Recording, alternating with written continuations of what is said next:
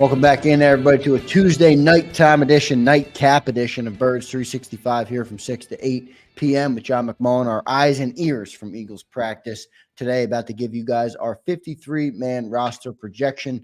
So our first one, at least. So thanks, everybody, for being here. Hit that like button. Johnny Mac, any notes, any things you got to add before we get into each position? Anything worth noting before we start our projections? I do not think so. I think I've got it all down. I'm looking. I did talk to Tyler Hall. There was a lot of not Tyler Hall, Isaiah Rodgers. There was a thought that Isaiah Rodgers had changed his jersey, the 31. Yeah, I think I saw that yesterday. And I thought, he did not. He remains number 34. I had thought he was, paying deference to Tyler Hall, who got put on injured reserve, got hurt, and he was number 31. And I thought, well, then, he was back to 34. And I thought maybe because, the one day Lane was wearing Landon's jersey or vice versa? Sometimes they do that goofy stuff. And I thought, hey, maybe he's paying homage to Tyler Hall getting hurt. But no, he was just, he had his jersey, tucked up as players do, and it just looked like 31. And he was like, yeah, it was crazy. I thought I was wearing 31, but he's wearing 34 the whole time, and he's not changing. Interesting. So yeah, I did see that. Isaiah Rodgers is number 34 for all the number people. That's usually Jeff Kerr's beat, but I'll take it over for today. Yeah, no, Jeff Kerr not with us right now, but Jeff, good stuff from Jeff. He's the one who put out that he thought Cooper DeJean didn't have a great day, and I was like, oh man, I trust Jeff. He did not. He did not have a good day. So he was correct on that. John, let's get into this 53. We'll start on offense. We'll go through the defense. We'll hit the special teams. Not much there, but whatever, for what it's worth, a couple guys. No, well, that's a lock. The special teams. Is it? Wait, we'll get there. We're not starting on special teams. We'll get there. Let's start with offense. Johnny Mac, quarterback. How many are they keeping, and who are they? I think we all know this. Lock as well. They're keeping 3, and we all know the 3: Jalen Hurts, Kenny Pickett, Tanner McKee. For those who think Tanner McKee has a chance or should have a chance to be the backup, that is not the case. It will be Kenny Pickett, and that's pretty concrete. I would say the second most concrete position to those specialists, as I just alluded to, which is Jake Elliott, Braden Mann, Rick Lovato. They have no competition, so there's no other way to go. Haven't the Eagles in the past, though, John, kind of played the game with Lovato? Oh, they could play the game. They could play the roster game with Lovato. They have done it in the past. They could do that. He's vested. Obviously, he's been playing a long time, so he doesn't have to go through waivers. So, yeah, if they need an extra spot, they can play that game. I don't think they will, but they can play it. But we'll see how things shake out. I don't expect them to play it, but they have done it once in the past. Got it. All right, so we got the quarterbacks done, 3 of them off, so we're down to 50 guys left. Hurts, Pickett, McKee. I think we can all agree on that one. Running back, Johnny Mac. How many are they keeping, and who are they going to keep?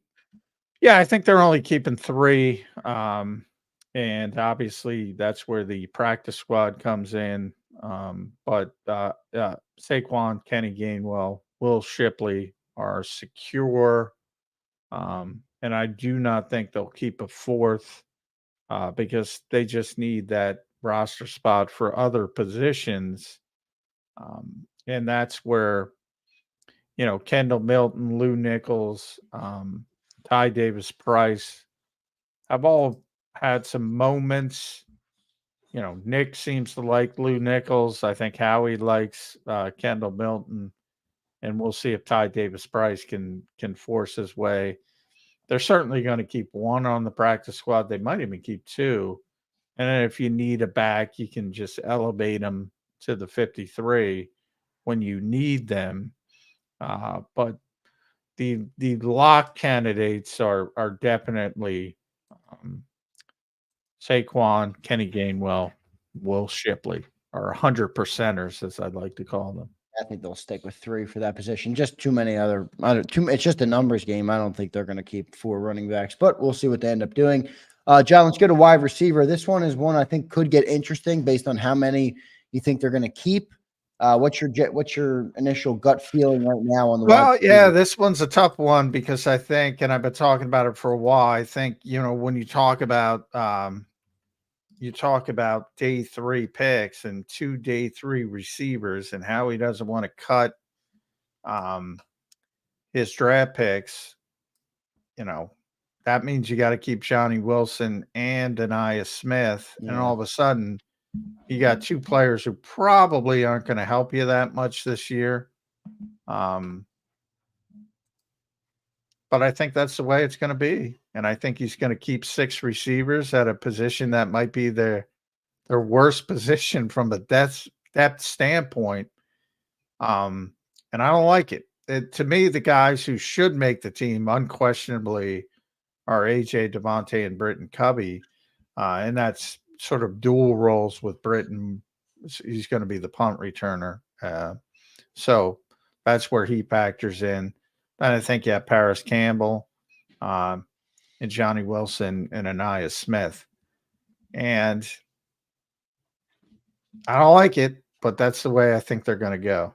Yeah, I think they're going to go that route too. I guess John Ross is going to be the odd man out there. I mean, he's got a concussion, and it was always going to be difficult for him. Hasn't played since 2021. Yeah, especially once they drafted 2 receivers. Remember they can keep veterans on the practice squad now. So, John will probably be okay with that.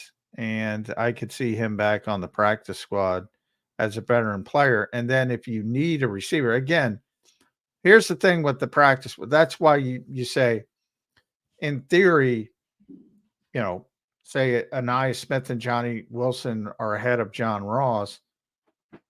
Well, if you needed somebody to play, again, when we talk about AJ, Devontae, sprained ankle scenario, John Ross might get elevated and play above those guys. Right.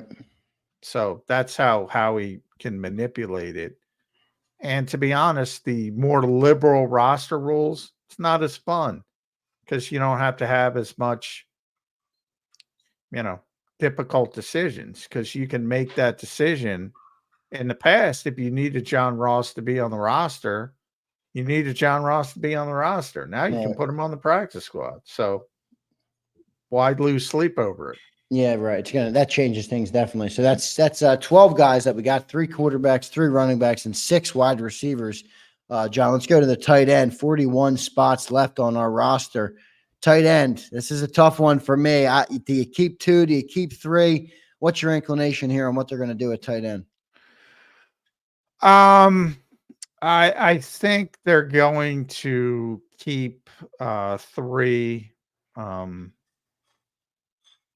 Then it starts hurting on the back end. Yep. But I do think they're going to keep 3.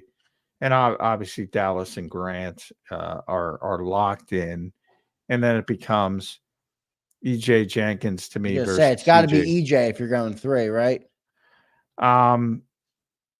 Well, no, I still think they can get him on the practice squad, and they could go as low as 2, as you were alluding to, because I think they could do the same thing with CJ Uzama, as I said with John Ross. Well, yeah, I just think that secondary is where they would prioritize that extra spot, and I don't, so. Well, that's the thing. How many people are you going to keep in the secondary? Right. Are you going to keep 11? Or are you yeah, right. 7 corners, 4 safeties. Is that what you're thinking? I'm not going that deep because I don't think I'm counting Maddox as a safety, so to allude to where I'm going there. Okay, well, we'll get there. So let's stay on tight end now. Yeah, my bad. I mean, at least early. So, we'll see if I'm changing. But I would say CJ Uzama is the 3rd tight end, and EJ Jenkins to the practice squad. Okay. All right. We'll see what they end up doing there. Let's go to the offensive line, John. We'll start with the tackles. How many tackles are they going to keep? Well, I tend to think of offensive line as, All right, well, we can do it all as one if that's what you want to do. Yeah, that's fine. And I'm probably going to keep. Boy, I want to keep Darian Kennard, but I don't know if you can. And maybe, if Trevor Keegan's injury is a little bit more, you don't want that to happen. But and I might even. I'm leaning towards keeping Dylan McMahon again, draft pick, same type scenario. So yeah, I think I would keep Keegan for sure, right? I mean, he showed some. Oh yeah, Keegan. My only concern with Keegan is the injury. The injury, he got right. hurt today. So we'll see that. But if you're just talking about tackles, Lane, Jordan, obviously Fred Johnson are going to make the team. And I'd like to find a way to keep Darian Kennard. To do that, you probably have to cut Dylan McMahon. I don't think the Eagles will do that. Sorry, I'm losing my voice, but so right now I have 9 offensive linemen. I have Lane, Jordan Mailata, Fred Johnson, and then inside I have Cam Jurgens, Landon Dickerson, Mekhi back then. Remember, Mekhi can also play tackle, so that helps. Tyler Steen can also play tackle, so that helps.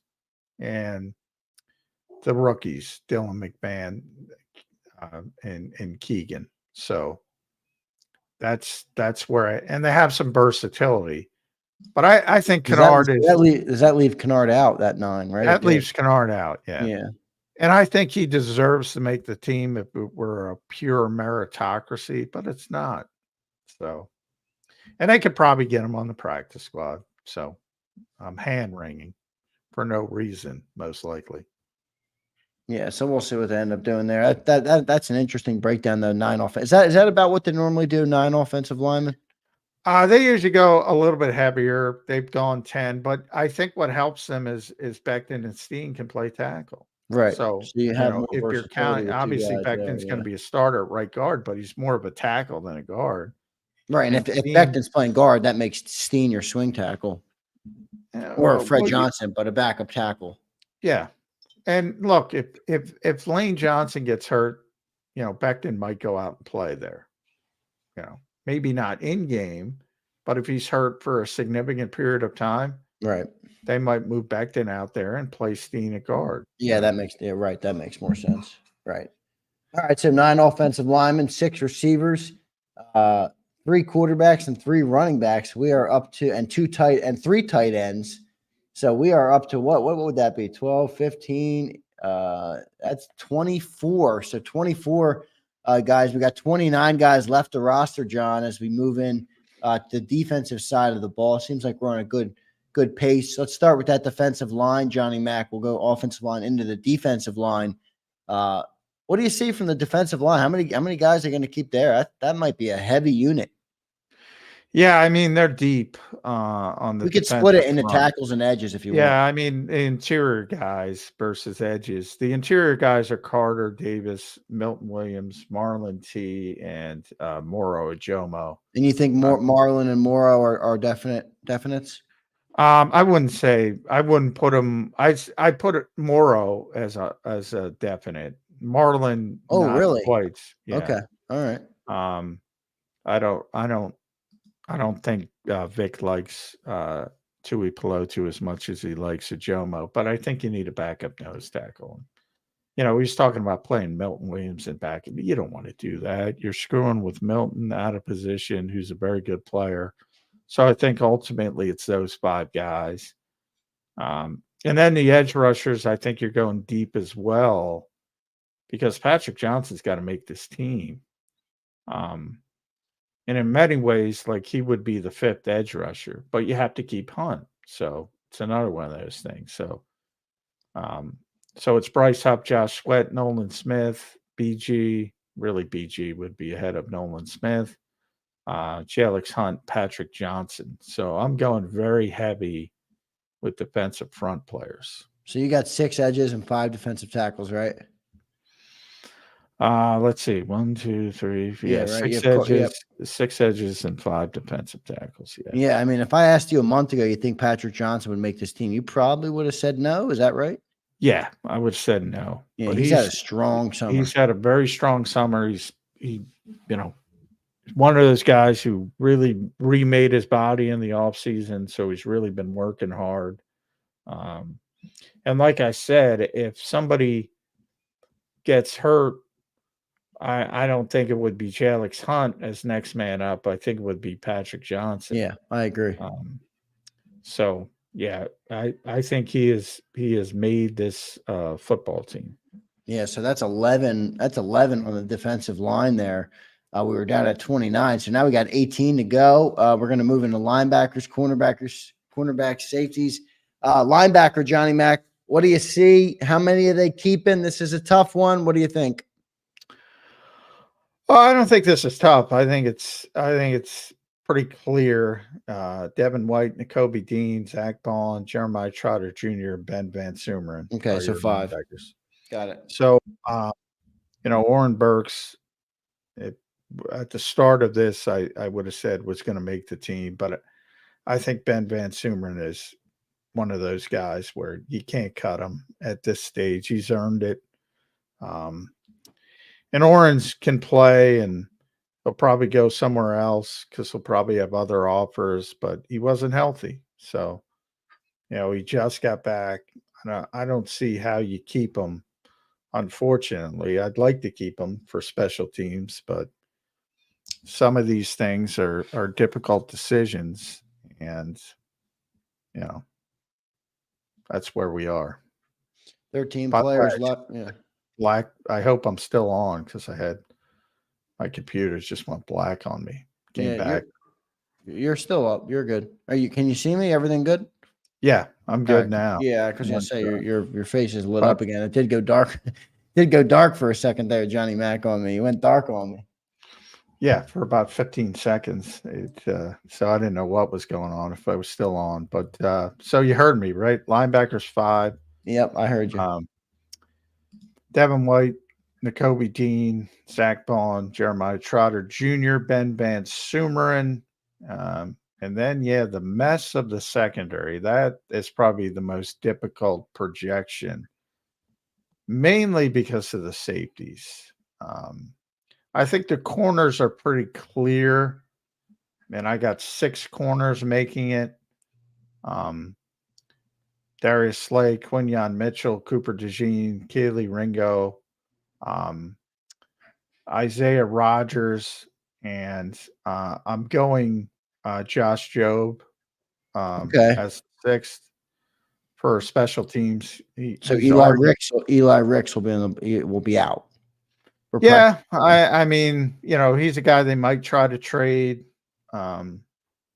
Might get through waivers, and you can bring him back. But if you can get something for him, I think you should try to, because I don't know if he's ever going to be good enough in run support. He's a good natural coverage guy, but I think the other aspects of the position, I don't know if he's improved as much. And Josh means so much to I'd rather have Ricks playing corner than Josh Jobe, but I think he means so much to the special teams. Right. And Eli's not really a good special teams player. They got to throw Michael Clay a bone, right? Yeah. So I think that I've gotten bitten by paying too much attention to special teams before, but I'm going to get bitten again because Josh Jobe should make this team. And then safety, I'm keeping 4, and I'm assuming Sidney Brown will start on the PUP list. So that means you don't have to roster him, right? Yeah. So okay. So that'll take care of that. And as long as Bradbury's here, how he's going to kick the can down the road. So until he gets rid of him, I got to keep him on there. So to me, it's CJ, Reed Blankenship, Bradbury, Avonte Maddox. I'm counting him at safety.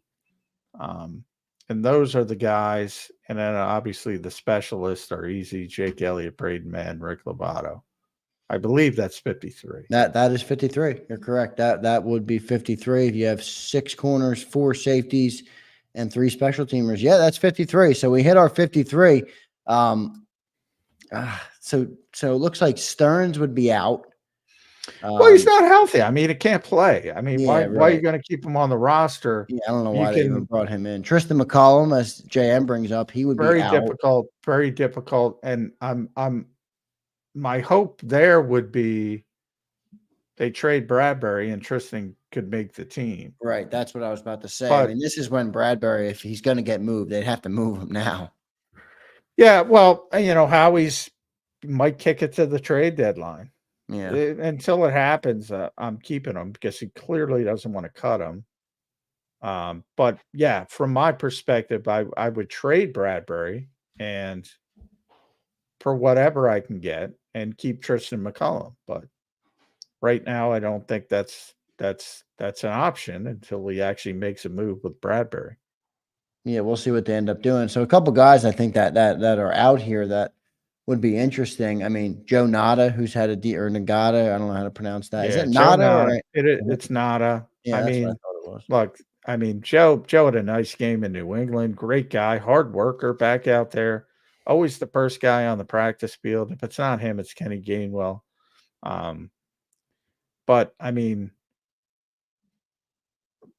they're already keeping 2 guys they shouldn't keep at wide receiver. They can't keep a third, and they could get him through waivers and get him back on the practice squad. So hopefully he'll be there.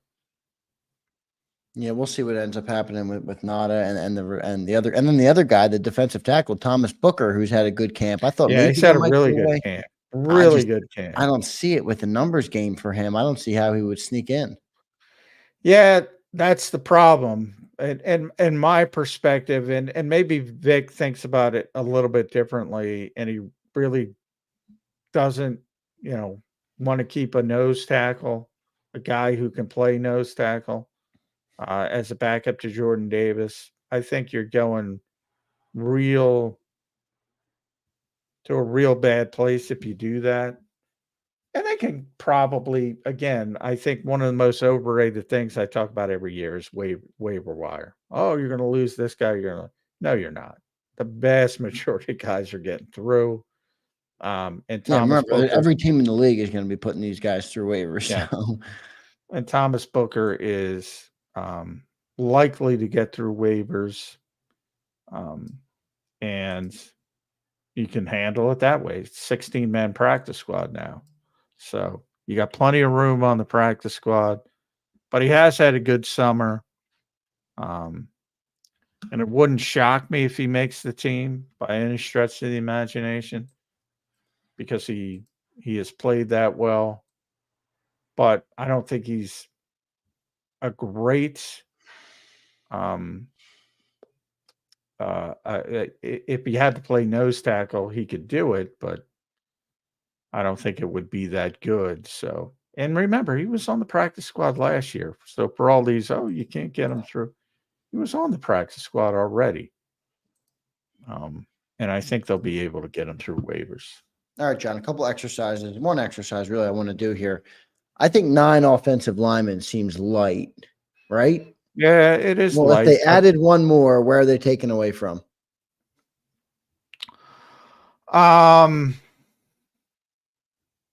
Probably edge. Probably not keeping the 6th edge. So Patrick Johnson? Yeah. Yeah, I don't know. Yeah. See, that's where Howie's going to have to. I mean, it should be. Yeah. It should be receiver. But yeah. Howie's keeping it. Howie's keeping his draft picks. I mean, what about corners? We need 6 corners. I mean, I guess we do. Well, you can cut Job as well. Those. But I do think roster building. I think people are, well, you take the best player. No, you don't. You build the best team, and special teams is part of it. And you need guys who can excel on special teams. Whereas a 10th offensive lineman, things are going to have to go drastically bad for that guy to play at all. So remember that part of the equation. Right. Like, I would not keep Dylan McMahon. I think you can get him through waivers. I think you can put him on the practice squad. I would You think not so? keep. I think somebody might. I just think people, like the offensive lineman, especially from Philly. Well, that's true. That's true. I mean, people do look at it and say, "Oh, he worked with Stoutland." But I will Well, say Stoutland this. probably also had a big say in drafting him in the 6th round. Well, I would say this about waivers. Guys, teams have been working with their young players for the entire spring and summer, and they want to keep working with those guys. They don't want to pick up somebody from scratch from another organization that they got to start at square one. So when they do pick up people off waivers, it's generally players they liked in the draft and they wanted to draft, and they had a real love for them from that perspective, or they made a big splash play in the preseason like Eli Ricks last year. Right. Then people notice it and say, "Oh, he made a big play." Um, and you're a really bad team like Carolina. There's always one team that'll pick up like 5 people on waivers, which is the clearest indication that you stink because you don't have players you even want to work with, Yeah, right. young players. And generally the number is between 35 and 40 league wide, one per team essentially that gets picked up on waivers. And the Eagles have a good roster, so they might lose 2. They might even lose 3. But it's not going to be relevance that's going to shift your team's Outlook. fortunes. Yeah, that's going to shift your outlook on the team. I was going to say that. So, yeah, we'll see what ended up happening there. I think we hit on everything pretty good. The tight end is curious. Are they going to keep 3s? I think EJ would be the guy, but you had Uzama there who you've said he hasn't had a great camp. That's why I kind of thought he'd be on the out, but I get the perspective from the blocking. So we'll see what they end up doing there. I'm going to go to our chat real quick. Just follow up. Yeah, JM says he liked Booker. I like Booker too. I think they try and get him on the roster, but we'll see where they end up going with him. You think he would clear waivers, John? Yeah. I mean, he was on the practice squad last year. Anybody could have signed him. Yeah, I just think he looks solid in our games. Well, he has. He's had a good summer. He's looked good in practice too. He's a player you'd want to keep around. But for me, it comes down to needing a backup for Jordan Davis, and I think Marlon's better equipped to do that. Big might see it a little bit differently, and he mentioned you need to play multiple positions. And Marlon hasn't been spectacular by any stretch of the imagination, so it wouldn't stun me if Booker earned a job. And like I said, I certainly think the Eagles want to keep him around. If you cut Marlon, though, you probably cut Marlon, and he's probably not coming back. I think you can get Thomas Booker onto the practice squad. Yeah, we'll see what they end up doing with that. Pretty good 53, though, John. I thought that was good stuff. I don't know how much it'll change for you when you do your official prediction before the beat reporter competition. Well, I'll tell you right now, I want to talk myself into cutting McMahon and Smith. So I'm trying to talk myself because they don't deserve to make this team. I know based on I haven't seen it, but based on the reports, it seems like you're right. And that's and I think you can get both of them on the practice squad. I really do. Now that might change if Benias returns a kickoff or a punt against Minnesota. Then I'm keeping them. I'm not even debating it. Right. So you almost don't want these guys to do anything in the preseason game. With McMahon, it's not that I dislike him or, I think he's got, long-term potential, but I think it's easy to get him on the practice squad. So, then I can keep somebody I want to keep, like Kennard, specifically on the offensive line. Kennard makes sense. I like the Tristan McCullum kid too. He showed up, and when his number was called. No, I like Tristan as well, and that to me has to do with to me I'd like him to be the fourth safety at least until Sydney gets healthy. And that to me you would have to trade or release James Bradbury. Are they going to release him? I don't think so. They've taken it this far. I can't imagine how he just raises his arm and said, "You know what? I'm going to cut him." Yeah, I can't either. He's taken it this far, so I think he's going to take it all the way, and that means all the way to the trade deadline if he has to. Yep, we'll see what they end up doing, John. Good breakdown of the 53. Any final comments on that initial projection before we get to our last commercial break? Just that's what I think they're going to do. That's not what I would do at certain positions, as I mentioned with Tristan. Next time we do this, we got to add in like the caveat, what you think they're going to do, what Johnny Mack would do. So I'd like to know what you would do. Well, right off, I cut Dylan McMahon and Eli Smith and put them on the practice squad. Yeah, right. And you risk. I mean, like I said, if somebody liked Dylan McMahon in the draft, they might claim him. Somebody like probably a bunch of people like Anais in the draft, they might claim him. But I'll take that risk. Yeah, I agree. I'm with you. So good stuff there, everybody. That's the 53-man projection after 15 days of training camp. Just one more practice, I guess, to go, right, for you guys. One more tomorrow. They canceled. Well, they didn't cancel Thursday. They made it a walkthrough, right? So what did Friday become now? Friday's a walkthrough as well. They're doing two walkthroughs. They just axed you guys. They're like, get out of here one day earlier. Exactly. They're getting fed up with us seeing. We're still there every day, but yeah, right. We only get to see a smaller portion of practice. Yeah. And we don't get to see team drills, which is when they do all the good stuff. So, that's when Vic will make his decision at linebacker. Good stuff. We'll get to our next commercial break. Just 15 minutes to go, 17 minutes left to go here on Birds 365, our nightcap edition. We'll come back. We'll recap the day. We'll recap the 53. We'll recap everything we talked about, maybe talk some linebackers, some wide receiver 3, some guard, the 3 big positions that everybody's been talking about. And I would add corner into that as well. We'll get a little rookie update from John as well. Then we'll get out of here. And then tomorrow night, same time, we'll be on nightcap edition tomorrow night. I'll be live in the morning with football 24/7. I'll try and bring John in from the car like I usually do.